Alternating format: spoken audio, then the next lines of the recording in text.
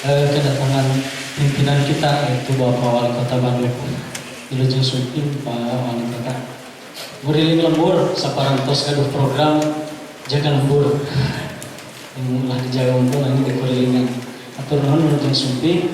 Dan untuk Bapak Ibu, Bapak Wali Kota pun menyediakan waktu nanti pada sholat sunat taraweh ada dialog, jadi dialognya tidak sekarang. Sekarang barangkali Bapak Wali dengan penuh kerinduan mudah-mudahan kepada warga Ciatil, umumnya kepada masyarakat Regol untuk menyampaikan beberapa hal yang beliau bawa barangkali begitu. Untuk selanjutnya tidak banyak kata karena memang waktunya barangkali kalau terlalu banyak sambutannya mah nanti pondok Bapak Wali Kota menyampaikan maksud dan tujuannya serta oleh-olehnya untuk kita semua. Kepada Bapak Wali Kota Bandung kami persilakan.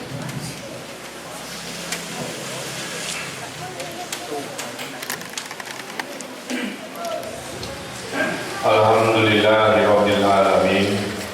Wassalatu wassalamu ala asrofil anbiya'i wa mursalin wa ala alihi wa sahbihi ajmain. Asyhadu an la ilaha illallah wa asyhadu anna Muhammadan abduhu wa rasuluh. Jamaah Masjid Al-Muhajirin yang saya cintai, alhamdulillah di hari pertama di bulan Ramadan Karim saya bisa berkesempatan untuk bertatap muka, sholat isya berjamaah, insya Allah sholat tarawih berjamaah bersama Bapak Ibu warga Bandung di daerah Ciatil yang teramat istimewa ini. Dalam kesempatan yang istimewa ini, izinkan dalam waktu yang singkat saya ingin menyemangati warga Bandung yang luar biasa ini dengan berbagi berita-berita yang positif yang insya Allah membuat kita punya rasa bangga terhadap kota yang istimewa ini. Seperti kita tahu, warga kota Bandung ini penduduknya 2,4 juta. Dulu kota ini hanya disiapkan untuk 300.000 manusia. Jadi 300.000, sekarang 2,4 juta.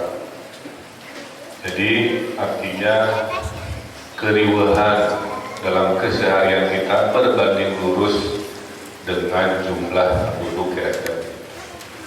Sehingga tantangan kita bersama adalah bagaimana kita hidup di kota yang tidak bertambah luas, tapi dengan kenyamanan dan kondusivitas yang kita impikan.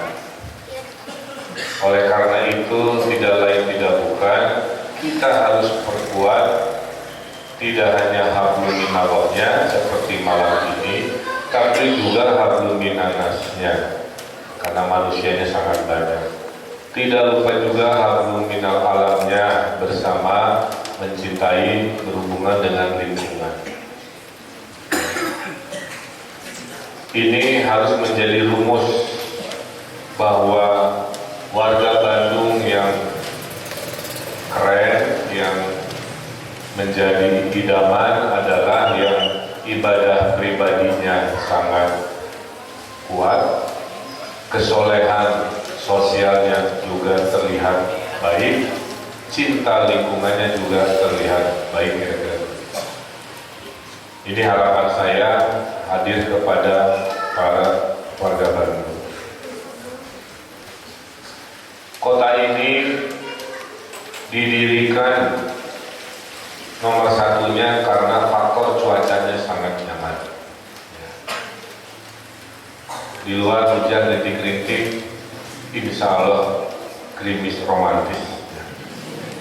Tergantung bagaimana cara kita melihat air hujan. Air hujan bisa menjadi berkah, air hujan pun bisa menjadi musibah. Karena cuacanya dingin, kita ini orang pegunungan pada dasarnya. Kita hidup di bumi Allah yang tingginya di atas permukaan laut, di atas 700 meteran.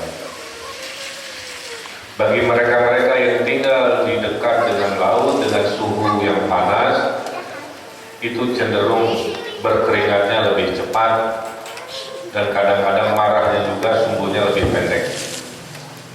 Nah, makanya orang Bandung mah ada istilah hade goreng kubas. Jadi kalau ada masalah jangan diselesaikan oleh otot, tapi dengan musyawarah. Itu harus jadi ciri orang Bandung. Kita mah kalem tapi selesai, santai tapi target. Itu ciri orang Bandung. Tegurung gusu bari teparuh, ya. Ganteng kalem tapi target, ya kira-kira. Faktor takdir Allah terhadap Bandung yang istimewa ini menurunkan kota ini begitu dicintai, membuat orang banyak yang hijrah, al-muhajirin, ya. Hijrah ke kota Bandung. Saya yakin bapak-bapak yang sepuh-sepuh, orang tua kita bukan asli Bandung, di Garut, di Tasik, di Sumedang, di mana-mana. Nasab saya juga sama. Ibu saya pun bilang, ibu cucu itu orang Tasik, dari nenek orang Panjalu, dari kakek orang Limbangan. Ayah saya dari Subang, dari kakek orang Banyuresmi Garut, dari nenek orang Sumedang. Jadi Ridwan Kamil itu fitkuin Sunda dari mana-mana kira-kira. Ayah saya merantau hijrah ke Bandung, ibu saya sekolah ke Bandung, bertemu di organisasi kebetulan. Kira-kira begitu. Karena sekolah di sini, insya Allah tempatnya baik lah. Jumlah universitasnya aja, Bapak Ibu, lebih dari 50. Sehingga banyak orang yang hijrah ke kota Bandung. Karena cuaca dingin, orang Bandung lebih punya daya kreasi. Jadi galaunya itu maksimal. Ya. Makanya orang Bandung mah ahli tahajud menurut kabar. Karena melamunnya dengan cara-cara yang luar biasa. Jadi kita syukuri nikmat Allah yang pertama, bisa tinggal, bersekolah, hidup, mencari nafkah, berkeluarga di kota yang istimewa. Kadang-kadang untuk melihat nikmat Allah itu kita harus ke negeri lain baru terasa. Kalau kita umroh, kita tahu jalan tol dari Madinah ke Mekah, sepanjang jalan tol kiri kanan sama saja gurun pasir. Kilometer 0 gurun pasir, buka mata di kilometer 100 gurun pasir, buka mata di kilometer 200 gurun pasir. Tapi kalau tol Cipularang, kilometer 0-nya bagus, kilometer 50 bagus, kilometer 88 subhanallah dan lain sebagainya.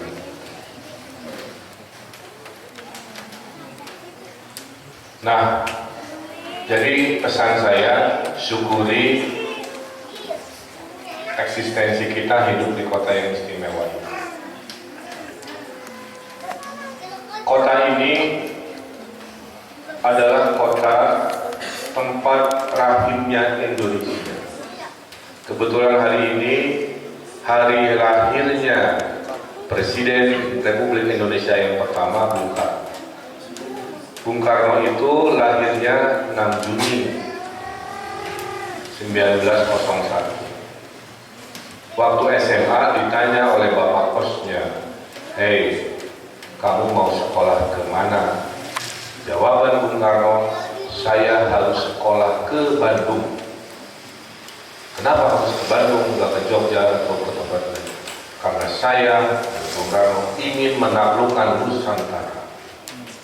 Dan Allah mentakdirkan gara-gara sekolah ke Bandung, berjodoh dengan Ibu Inggit orang Ciatel di Bandung, akhirnya melahirkan sebuah konsep yang namanya Republik Indonesia. Indonesia diproklamasikannya di Jakarta, tapi rahimnya, konsepnya itu ada di kota Bandung. Itulah betapa istimewanya kota Bandung. Indonesia negeri yang disatukan hanya oleh satu imajinasi. Setiap dari diri kita diberi imajinasi. Hanya ada yang suka memakai imajinasi, ada yang tidak suka pakai imajinasi. Indonesia itu lahir karena imajinasi. Bisakah negeri Aceh, negeri Jogja, negeri Bali, negeri Sulawesi bersatu dalam sebuah kebangsaan? Dulu kan nggak apa-apa ya. Tapi Allah mentakdirkan bisa. Apa yang menyatukan kita? Salah satunya adalah Pancasila. Pancasila itu ayat-ayat Al-Quran yang dibahasa Indonesiakan pada dasarnya. Sila pertama ketuhanan yang Maha Esa, Qul huwallahu ahad, ada di situ pada dasarnya. Kemanusiaan yang adil dan beradab, itu ada rumus zakat di situ untuk kemanusiaan. Persatuan Indonesia ukhuwah, ya, ukhuwah keumatan di situ. Sila keempat musyawarah, sila kelima keadilan dan seterusnya. Itu semua nilai-nilai Al-Quran.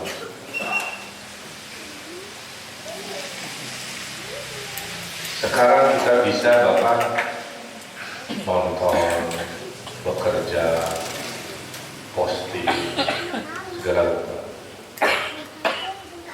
Sekurang masa biasa-biasa aja, nih mah tiba lagi berarti. Kembali lagi, untuk merasakan nikmat Allah itu kita harus mengunjungi orang atau negara yang sedang tidak diberi nikmat. Saya ajak Bapak Ibu, datanglah hari ini ke Timur Tengah yang sedang banyak berantakan. Afghanistan berantakan, Irak berantakan, Syam, Syria berantakan, Libya berantakan, Mesir berdarah-darah. Pemilu di Indonesia di Bandung mah damai, TPS-nya juga kreatif-kreatif, ada tema Piala Dunia kemarinnya, ada tema jadul, ada tema segala.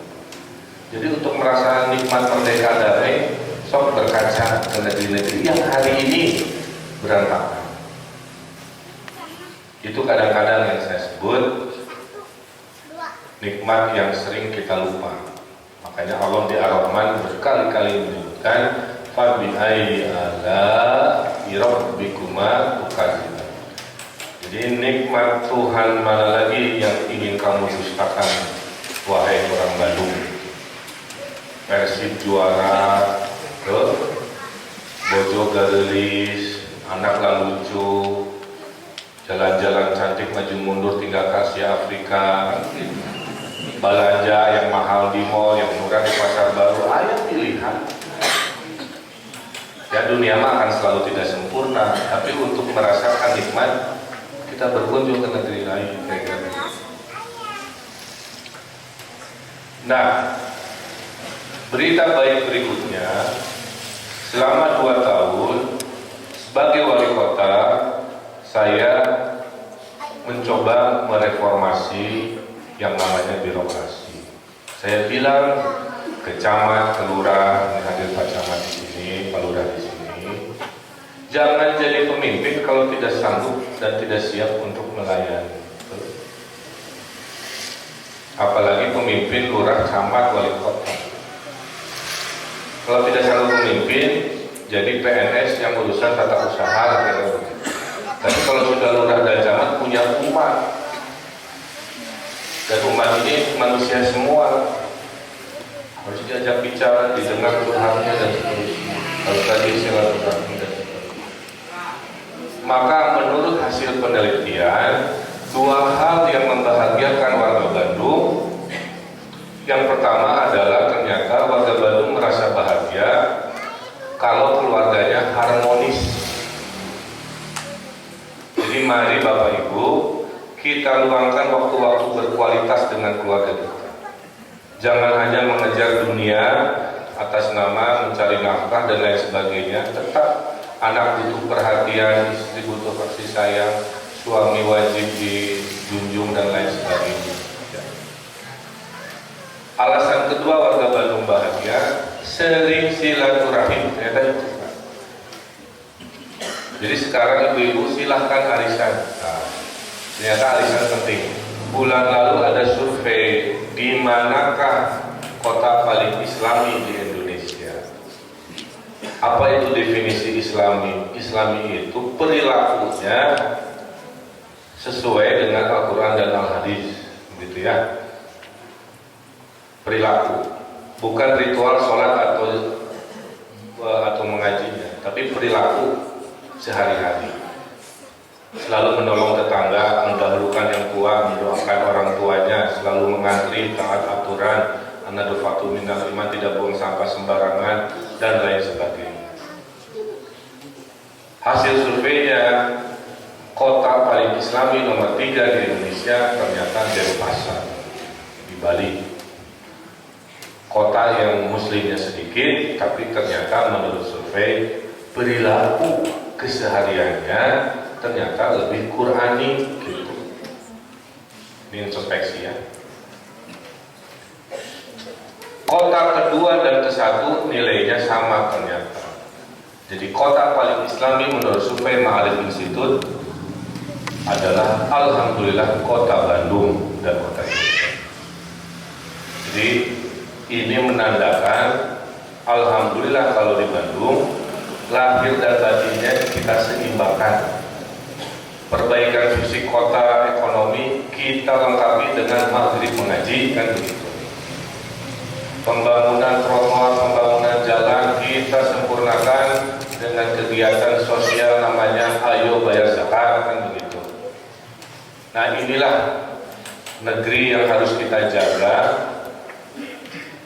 untuk menjadi negeri percontohan, kira-kira begitu. Setelah korupsi mentelantarkan, hibah, masuk masjid, khusyuk lagi, soleh lagi.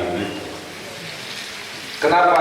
Saya melihat dengan mata kepala sendiri, punten ya ibu-ibu, di regol yang bukan di sini tapi rame-rame pas saya ningali ibu-ibu ke masjid Tholaqul Ilmi.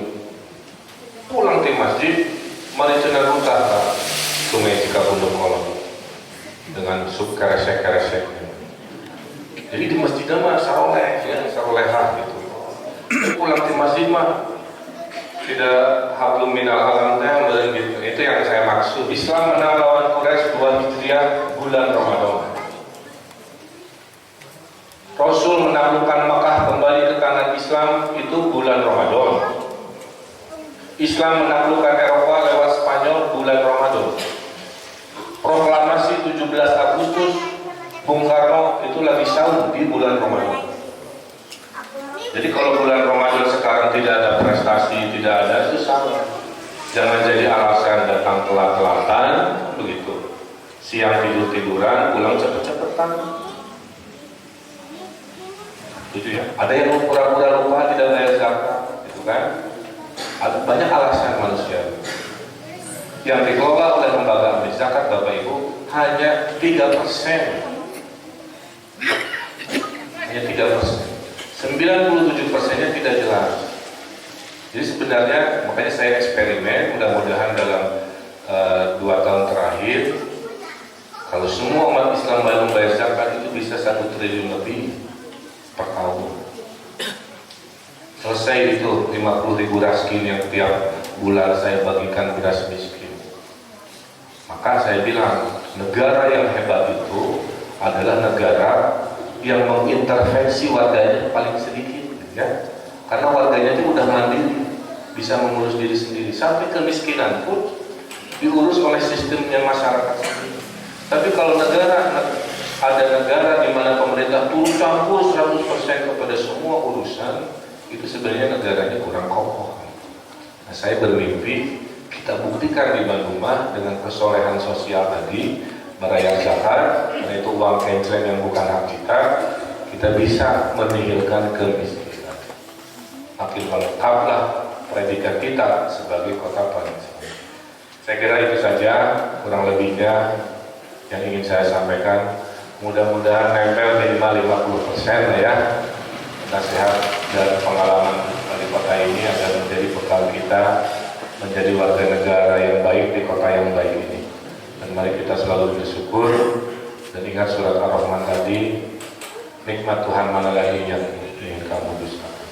Kurang lebihnya mohon maaf. Billahi taufiq wal hidayah. Wassalamualaikum warahmatullahi wabarakatuh. warahmatullahi wabarakatuh. Waalaikumsalam warahmatullahi wabarakatuh. Terima kasih kepada Bapak Wali Kota Bandung yang telah menyampaikan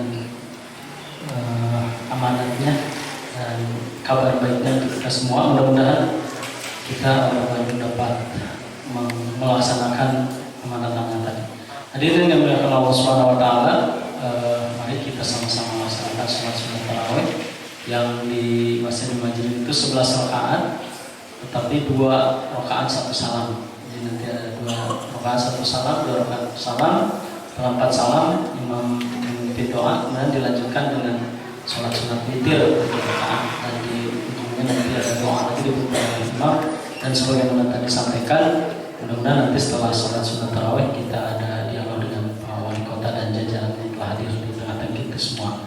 Mudah-mudahan seluruh amal ibadah kita diterima oleh Allah Subhanahu wa taala. Amin ya rabbal alamin. Assalamualaikum warahmatullahi wabarakatuh. Assalatu jami'atu rahimakumullah.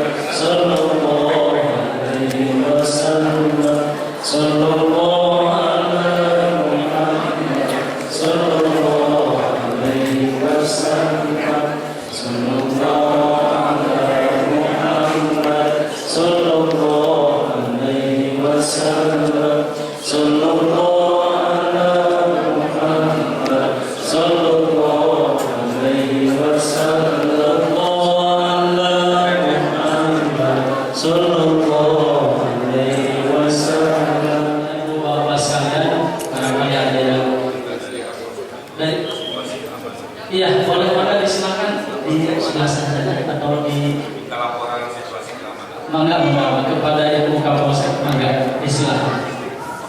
Kejadian yang menonjol kriminalitas alhamdulillah untuk wilayah Revolusi. Demikian kami laporkan Bapak tentang gangguan aktivitas yang ada di wilayah Regol ini. Selebihnya kami mohon petunjuk. Assalamualaikum warahmatullahi wabarakatuh. Mangga silakan di antara Bapak Ibu.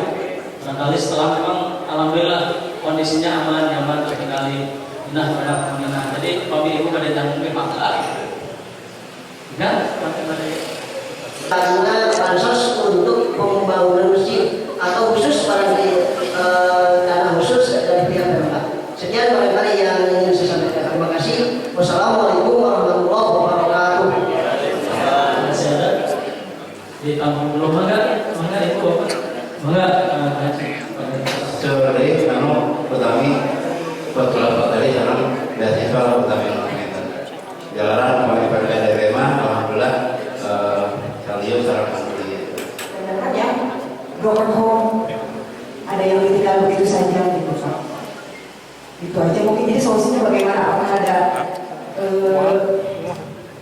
kebijakan yang lain gitu dengan kartu keluarga yang tidak ada di sini? Itu aja Pak. Terima kasih. Assalamualaikum. Bapak Ibu yang saya banggakan, saya cintai. Jadi yang pertama, Pemkot itu ada beasiswa sarjana. Jadi gini ya, orang hidup ini harus berkeadilan. Yang mampu tidak selayaknya minta bantuan. Yang tidak mampu selayaknya dibantu. Lebih mulia tangan di atas daripada tangan di bawah. Itu menurut saya. Jadi kita jangan bangga tiba-tiba senang dibantu. Ya. Hakikatnya itu sebenarnya lemah-lemahnya manusia ini. Maka pernah dengar cerita ada pemulung di Jakarta menabung setiap tahun supaya bisa berkurban. Nah itu luar biasa. Jadi kita harus jujur pada diri kita sendiri. Sebaik-baiknya kita adalah tangan di atas.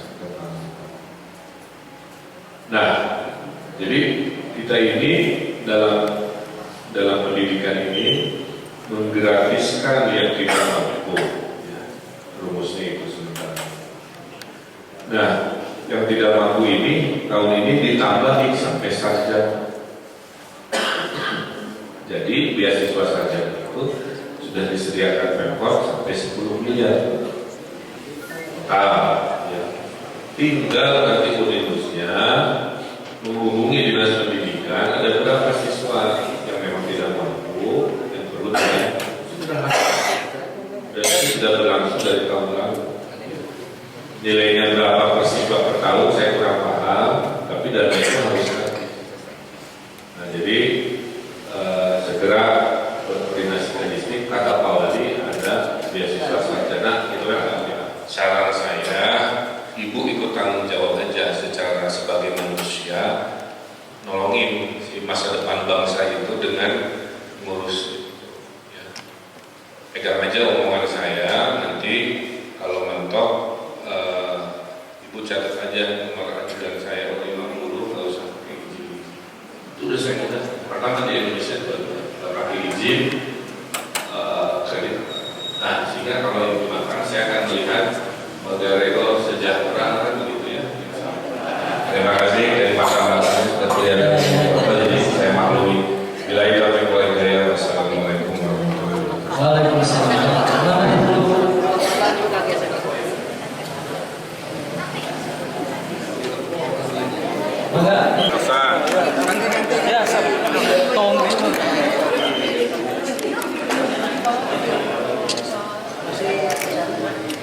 Ya, gantian.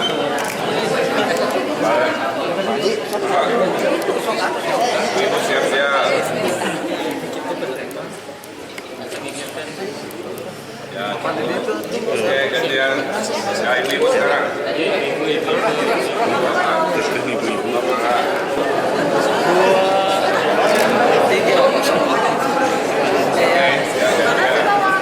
Iya, semangat ya.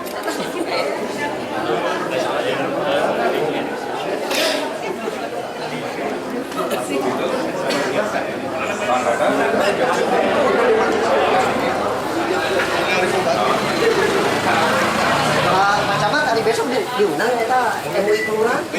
Diundang ya diundang. Pokoknya udah terpakai.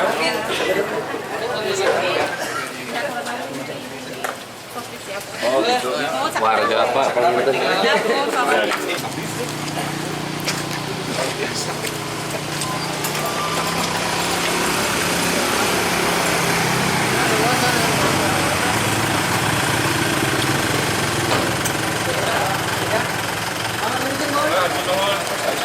Ditunggu ya. Siap. Apa kabar? Siap. Siap, selamat malam. Komandan.